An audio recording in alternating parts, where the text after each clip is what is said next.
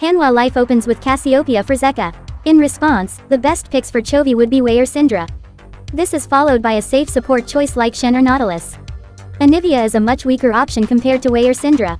Revealing the bot lane early, rather than just the support, is also a very risky move. To exploit this, Hanwha Life could pick the Kaisa Blitzcrank duo. Picking Shen here is considered too passive given that the opponent has already revealed their bot lane. Furthermore, revealing the jungler instead of the bot lane is undoubtedly a fatal error. To counter both Jarvan and Shen, General G should have locked in Poppy during the first phase, followed by Trundle in the second. However, they only executed half of that strategy correctly. Lee Sin is completely countered by Cassiopeia. To round out the team composition, the optimal choices for Hanwha Life would be Kog'Maw and a blind picked Urgot. Picking Misfortune against Jhin is unwise, as Jhin is a champion who contributes to teamfights from a great distance.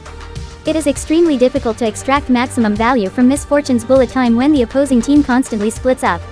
To counter the opponent's Rumble, the best pick for Qin is Warwick, though Ornn would also be an excellent choice. V was quickly locked in for Kanavi.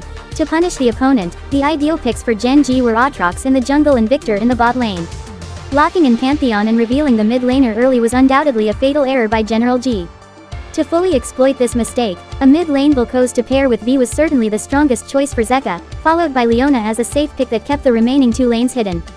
The crowd control provided by V and Leona set the stage for Vel'Koz to land his skill shots with high precision. The Corki Alistar combination was a baffling move by Hanwha Life, as it revealed their bot lane early. To effectively counter Alistar, the right choice for Gen G would have been Morgana support for her Black Shield. Her Dark Binding could also have synergized with Pantheon's W and Ryze's W.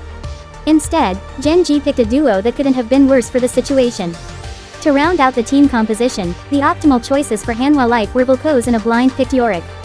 Picking Akali to face Ryze was essentially an act of self-sabotage by Hanwha Life, resulting in a team composition with 4 melee champions. To capitalize on this, the best choice for Gen G would have been Alawi for Qin. Zahan was certainly a far inferior option. Gen G blind picked Nocturne for Canyon.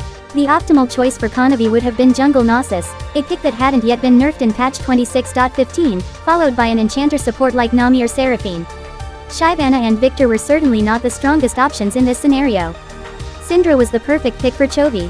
However, instead of locking in an enchanter support like Nami, Gen G revealed their marksman.